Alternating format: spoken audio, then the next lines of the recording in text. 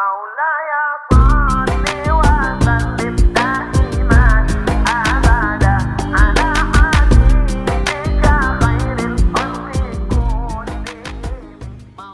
بسم الله الرحمن الرحيم. Hanya adzan satu kali, kemudian khatib langsung berkhutbah. Bagaimana jika ingin melaksanakan sunnah rawatib sebelumnya? Ya, sedangkan khutbah langsung dilaksanakan.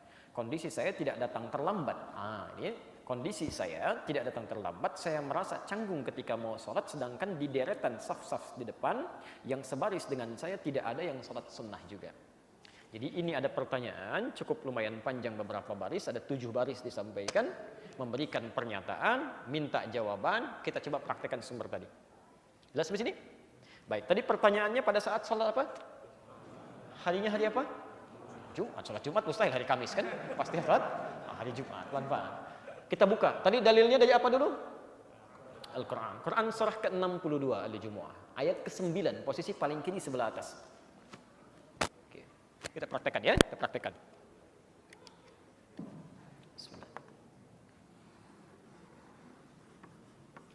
Nah, selalu begitu, taunya dari mana gitu kan? Kita menunaikan salat Jumat di hari Jumat, ya, sampai ada azannya. Temukan dulu dalilnya.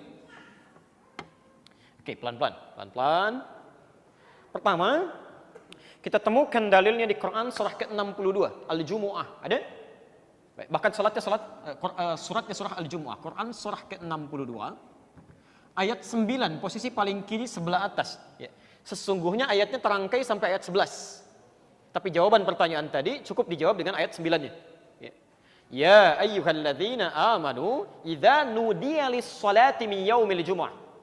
Hai orang-orang yang merasa punya iman, jika Anda telah diseru untuk menunaikan salat di hari Jumat itu, fas'au ila dzikrillah, maka bergegas untuk ingat kepada Allah. Diseru untuk menunaikan Jumat. Maka seruan untuk Jumat disebut dengan apa? Adzan, jelas. Seruan salat kan? Adzan. Jadi ketemu ya ayatnya? Ketemu ya? Jadi ayat tentang seruan Jumat termasuk adzan di dalamnya, itu ada Quran surah ke-62 ayat 9. 1. Pelan-pelan. Jawabannya belum ketemu, baru sekedar ayatnya dulu, ya, baru ayatnya. Baik. Di sini idza nudiya lis-shalati, jika dipanggil untuk salat. Pertanyaan pertama, saat menunaikan adzan di waktu salat itu, pelan-pelan, berapa kali adzannya? Tahu dari mana? Kita lihat dulu ya, tahu dari mana. Baik, kita lihat athar dari perjalanan Nabi sallallahu alaihi wasallam menerangkan pada sahabatnya sampai ke zaman sahabat sampai ke tabi'in. Pelan-pelan kita runtut dulu ya sampai ketemu finalnya apa. Dari sejak keterangan dari Nabi sallallahu alaihi wasallam sampai ketemu dengan zaman para sahabat, ya, sampai di masa Umar bin Khattab, itu adzan Jumat seluruhnya hanya menggunakan 1 kali adzan. Saya ulang ya, 1 kali adzan. Jadi beliau menunggu di kamarnya. Kemudian setelah adzan dikumandangkan, ya, setelah itu kemudian Rasulullah SAW naik, maaf. Sebelum adzan dikumandangkan, kalau sudah masuk waktu, keluar dari kamarnya, naik ke mimbarnya, baru adzan dikumandangkan. Isyarat-isyarat itu diantaranya bisa ditemukan di hadis riwayat Al-Bukhari. Ya, pakai hadis dulu. Nomor hadis 833. Kalau Anda ingin mendapatkan keterangan dari hadis ini langsung ke tentang salatnya juga. Ya. Anda ingin mendapatkan keterangan tentang hadis ini, misalnya ada di syarahnya. Ya, Al-Bukhari punya syarah namanya Fathul Bari. Ya, Fathul Bari. Ada 18 jilid, diterjemahkan ke dalam bahasa Indonesia sama dengan 18 jilid. Di Masjid Al-Ihsan posisinya sebelah kiri Anda, pojok paling sebelah sini. Ya, tingkat paling atas itu ada urutannya. Dan di sana nggak ada 2 jilid. Nggak ada 2 jilid, baru 16 jilid. Ya. Yang 2 jilid itu sedang saya pinjam. Hendak dilihat. Makanya nggak ada itu 2. Ya. Baik. Fathul Bari kita temukan misalnya ada di jilid yang keempat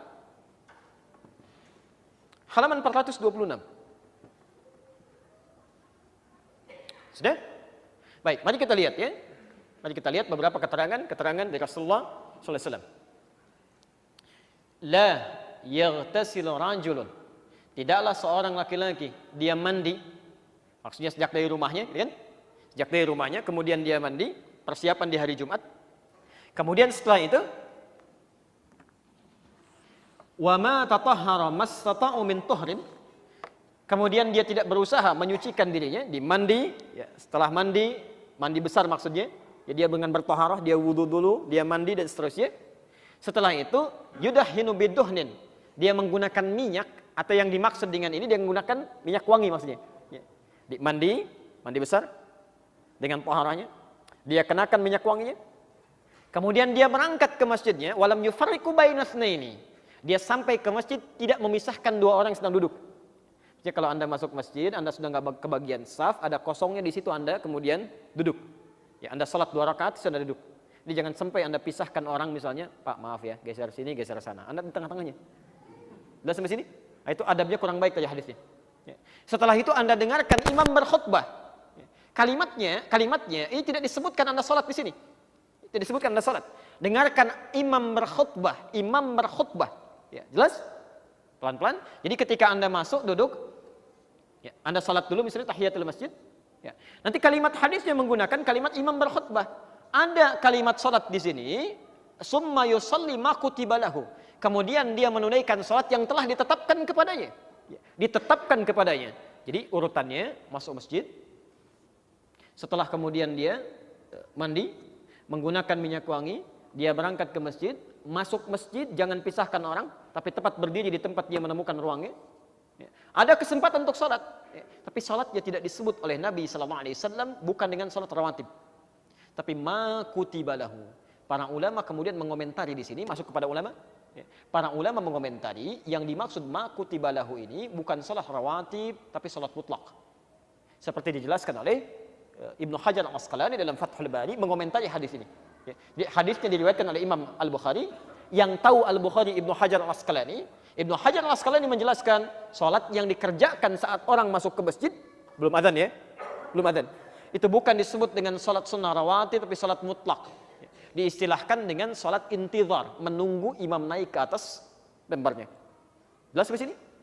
Nah saat kemudian imamnya datang, kemudian dia mendengarkan imam berkhutbah, kalimatnya ketika sholatnya ditunaikan selesai, imam naik ke atas mimbar dia berkhutbah. Jadi di sini azan berkumandang, pelan-pelan azan berkumandang. Imam naik kemudian ke atas mimbarnya, dan setelah ini imam naik ke atas mimbar, adzan berkumandang. Kata Nabi kemudian orang ini mendengarkan khutbah dari imam sampai selesai, maka kutiba lahu. Lihat kalimatnya. Kutiba lahu atau dicatatkan baginya ghufira lahu ma taqaddama ma bainahu wa bainal jumu'ati allati ukhra. Maka diampuni dosa-dosa yang pernah dikerjakan antara dirinya dengan Jumat sebelumnya. Saya ulang ya. Saya ulang. Besok hari apa? Sunnah ini berlaku. Anda mandi dari rumah, mandi besar, gunakan uangnya, berangkat ke masjid, ambil saf kosong Anda, tunaikan salat sampai adzan berkumandang. Enggak ada batas, jadi 2 rakaat silahkan. Ya, 2 rakaat salam, 2 rakaat salam. Itu disebut dengan mutlak. Jadi bukan salat rawatib di sini. Ya, bukan salat rawatib. Anda salat sunnah mutlak. Ya, setelah itu imam naik ke atas mimbar pada waktunya, adzan dikumandangkan, Anda duduk mendengarkan khutbah. Setelah itu Anda salat, pulang kembali. Maka kalau Anda benar melakukannya, Masya Allah, pahalanya diantaranya digugurkan dosa sepekan ke belakang. Dari Jumat kemarin sampai Jumat yang akan datang. Ada kesempatan besok ya, Insya Allah kalau hidup ya. Ingat belum tentu ketemu Jumat yang akan datang lagi. Jelas sampai sini? Nah, sekarang apa kaitan dengan pertanyaan ini? Yuk kita cek pelan-pelan. Pak Ibu sekalian, Nabi naik ke atas mimbar kapan? Jelas sebelum adzan gitu kan? Itu jelas sebelum adzan. Tapi kapan sebelum adzannya? Kapan? Nabi naik ke atas mimbar bila waktu sudah masuk. Ya, waktu Jumat sudah masuk. Maka keluar beliau dari kamarnya, kemudian beliau langsung duduk di atas mimbarnya, tidak tahiyatul masjid lagi. Nabi tidak tahiyatul masjid lagi karena rumahnya sudah di masjid. Terus ya, keluar, naik ke atas mimbar, mengucapkan salam, assalamualaikum, lantas muadzin mulai adzan. Jelas sampai sini? Pelan-pelan, jelas sampai sini? Nah, kalau jelas, kita teruskan. Saya ulang ya, saya ulang konstruksinya. Nabi menunggu sampai waktu Jumat di kamarnya, keluar pada saat waktunya, naik ke atas mimbar, baru kemudian adzan dikumandangkan. Jelas sampai sini? Baik. Sekarang pelan-pelan. Tadi kan ada yang bertanya, apakah itu termasuk bagian dari rawatib? Ya jelas, apakah sholat sebelum adzan termasuk bagian dari rawatib? Sekarang perhatikan, sholat rawatib itu berdasar keterangan pakai dalil di At-Tirmidzi, nomor hadis 414 sampai 415. Dan dalil keterangan dari At-Tirmidzi, nomor hadis 414 sampai 415. dari Ummu Habibah. Kalau pas sedikit agak pusing ya. Nanti di ujung mudah disimpulkan. Itu ada 12 rakaat. Ya, 12 rakaat. Lihat kalimatnya. Man shalla 12 raka'atan, siapa yang menunaikan salat 12 rakaat fi yaumin wa lailatin, yang mengiringi salat siang sampai malamnya. Apa urutannya? Arba'an qabla dhuhri, 4 rakaat sebelum zuhur. Raka'ataini ba'daha, 2 rakaat setelahnya. Setelah itu raka'ataini ba'dal maghrib, 2 rakaat setelah maghrib, 8. Raka'ataini ba'dal isya, 2 rakaat setelah isya, 10. Raka'ataini qabla subhi, 2 rakaat sebelum subuh, 12. Jelas? Bunyalahu bihinna baitun fil jannah. Maka orang konsisten mengerjakan itu akan dibangunkan baginya satu rumah di surga. Tayyib. Kapan ditunaikan 4 rakaat sebelum zuhur itu? Kapan waktunya? Setelah adzan. Di adzan berkumandang dulu. Setelah adzan berkumandang baru kemudian menunaikan salat. Jelas sampai sini? Baik, boleh enggak menunaikan salat sebelum zuhur, sebelum adzan berkumandang? Boleh enggak? Rawatib bukan? Bukan, itu bukan rawatib. Jadi rawatib itu hanya dikerjakan setelah adzan berkumandang. Nah, jadi sekarang pertanyaannya, pelan-pelan. Kalau Anda menyebutkan pada zaman Nabi ada salat sunnah sebelum Jumat disebut dengan rawatib, kapan salatnya? Bukankah Nabi keluar sebelum adzan dikumandangkan?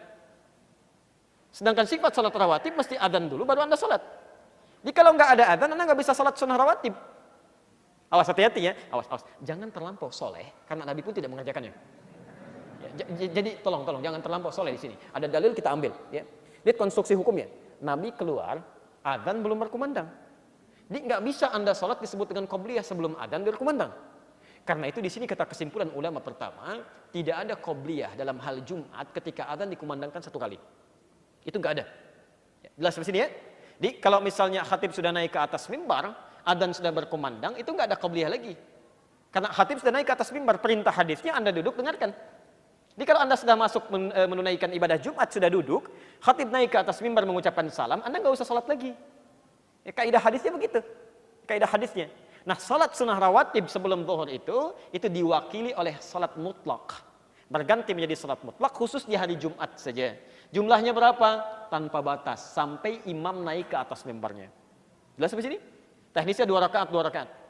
Maka diistilahkan oleh para ulama dengan salat intidhar, salat menunggu imam sampai naik ke atas mimbar. Jumlahnya 2 rakaat, salam. 2 rakaat, salam, sampai imamnya naik ke atas mimbar. Ya, jelas ya? Jangan terlalu pesimis misal, gimana nggak enak kalau nggak salat qobliyah. Jangan nggak enakan, nabinya nyuruh kita begitu. Ya, Nabi menyuruh kita begitu. Jadi salat sunnah qobliyah zuhur itu karena waktu Jumat diganti menjadi salat sunnah mutlak, jelas ya? Dan pahalanya Anda dapat. Ya. Baik. Sekarang pertanyaannya, ini sudah terjawab sebetulnya pertanyaannya. Ya, sudah terjawab. Jadi kalau misalnya ini kan adzannya 1 kali, ya, adzan 1 kali kemudian khatib langsung berkhutbah. Bagaimana jika ingin melaksanakan sunnah rawatib sebelumnya? Enggak perlu. Jadi kalau misalnya adzan sudah berkumandang, khatib sudah berkhutbah, Anda tidak usah salat sunnah lagi. Duduk dengarkan. Itu yang sunnah bahkan dari Nabi. Ya. Baik. Bagaimana kalau salatnya adzannya 2 kali? Adzannya 2 kali. Dari mana adzan 2 kali itu? Muncul kisahnya di masa Utsman bin Affan. Jadi zaman Nabi tidak ada, zaman Abu Bakar tidak ada, zamannya Umar tidak ada, zamannya Utsman bin Affan itu kemudian muncul persoalan ini. Dari mana munculnya? Maaf, ya, jamaahnya semakin meluas, umat Islam membludak yang masuk Islam, masjidnya terbatas, di antara keterbatasannya tidak memiliki sound system seperti canggihnya antum saat itu. Bisa manggil sana sini, Masya Allah. Tapi sahabat Nabi itu ahli surga, dekat dengan Nabi, di surganya bersama Rasulullah SAW, insya Allah nggak ada mic pun masih mau ke masjid. Antum bukan sahabat Nabi, jauh dari Nabi, surga belum jelas, amalan berantakan, hisab menegangkan. Ini mic sudah mengaum-ngaum tuh sampai ke rumah antum, belum mau ke masjid juga. Masya Allah. Antum harus dikasih apa lagi supaya mau ke masjid? Nah, ya? Nah, jadi persoalan ketika dipanggil di Jumatan, ada yang belum dengar, ada yang masih di ladangnya, di sawahnya macam-macam. Sementara suara muadzin kan terbatas itu. Sekuat-kuatnya Bilal sampai mana sih kedengarannya? Sampai mana gitu kan? Baik, dari sini kemudian diijtihadkan oleh beliau. Ini ada orang ketika Jumatan banyak yang terlambat, sudah mau selesai baru pada datang karena nggak dengar adzan. Akhirnya dijadikanlah oleh beliau adzan pada saat Jumat itu dengan 2 kali adzan. 2 kali. Adzan pertama untuk pengingat sebetulnya. Bukan tepat saat masuk waktu, bukan. Tapi sebelum waktu. Misal kalau jam 12 adzannya, ini kan waktu sholatnya, maka 12 kurang seperempat adzan. Untuk mengingatkan nih, waktu sudah mau masuk dan sebagainya kan, orang siap-siap. Ya. Nah, adzan yang kedua ini, yang disebut adzan yang kedua, itu saat waktu masuk. Jadi kalau ingin digunakan saat waktu masuk, jadi begitu imamnya naik ke atas mimbar, waktu sudah masuk, maka di situ dia adzan. Ya sebetulnya adzan yang disebut adzan yang kedua ini adzan waktu itu, waktu sudah masuk. Jadi kalau Anda misalnya adzan yang pertama berkumandang, ada yang menerapkan serupa, misal seperti di Mekah sekarang kan, 2 kali juga kan? Awas hati-hati, jangan Anda katakan misalnya, oh salah kalau misalnya 2 kali. Apa di Mekah pada salah semua? Apa di Madinah pada salah semua? Hati-hati, di Madinah 2 kali. Di Mekah 2 kali, cuma nanti kita ambil ilatnya pelan-pelan supaya nggak lompat ya. Supaya nggak lompat, nanti kita ambil alasannya. Nah kalau kemudian ada adzan 2 kali seperti itu, maka adzan yang pertama itu isyarat. Asalnya bukan pas waktu. Jadi kalau waktunya misalnya 11.49 sekarang Jumatnya, maka 11.40 sudah adzan. Berikan peringatan. Berikan peringatan. Nah ketika orang datang sebelum imamnya naik ke atas mimbarnya, dia sholat sunnah itu bukan rawatib, bukan. Tapi sama persis bagian dari sholat mutlak yang tadi. Menunggu imam naik. Jadi kalau Anda pengen sholat aja nggak ada masalah. Tapi sholat itu bukan rawatib, sholat mutlak. Sampai imamnya naik. Kalau imamnya sudah naik, sudah nggak ada sholat lagi, selesai di situ. Adzan kemudian dikumandangkan, masuk waktu sholat. Ya, jelas di sini? Baik, kalau sudah jelas, itu hukum yang dimaksud dengan sholatnya. Tapi sekarang bagaimana hukum adzannya? Dalam kaidah usul fikih berlaku hukum illat. Ya, al-hukmu yaduru ma'illatihi. Hukum itu bisa diberlakukan bergantung kepada sebabnya. Zamannya Utsman bin Affan, sebab adzan 2 kali itu karena memang orang banyak, perangkat untuk manggil nggak ada, maka adzan 2 kali. Maka kata para ulama, kalau ilatnya sudah nggak ada, maka kembali ke hukum asal. Kalau sebab itu sudah dihilangkan, sudah nggak ada sama sekali, orang sudah paham, maka nggak perlu 2 kali lagi, karena alat sudah ada. Ya, mic-nya sudah ada, perangkat komunikasinya sudah ada, pengingatnya sudah ada, alarmnya. Maka kalau sudah sedemikian itu sudah ada canggihnya, nggak perlu menggunakan 2 kali adzan lagi, cukup sekali saja. Sudah orang bisa dipanggil. Walaupun kalaupun 2 kali tidak dipersalahkan kalau ingin mengingatkan. Tapi sunnahnya di sini berlaku hukum semula karena ilat telah hilang. Supaya tidak menyebar, maaf ya, tidak menyebar kemudahan-kemudahan yang dimudah-mudahkan. Sudah adzan nih, tenang, baru adzan yang pertama, belum yang kedua. Padahal Anda sudah lihat waktu pun sudah mepet gitu kan. Nah, ini persoalan-persoalan yang muncul kemudian. Ya. Maka jika kemudian ilatnya sudah hilang, maka tidak perlu menggunakan 2 kali lagi kecuali ada alasan tertentu. Seperti di Mekah, orang tawaf dikasih adzan yang pertama supaya nggak kaget. Adzan pertama supaya siap-siap dulu, rapikan dulu. Di Madinah juga demikian supaya agak cepat-cepat berangkat dan sebagainya karena berburu di situ. Ada 1000 kebaikan. Makanya ditetapkan 2 kali adzan sekalipun perangkat komunikasinya sudah canggih untuk memberikan kesiapsiagaan dalam penunaian ibadah. Ya, jelas di sini? Baik ya.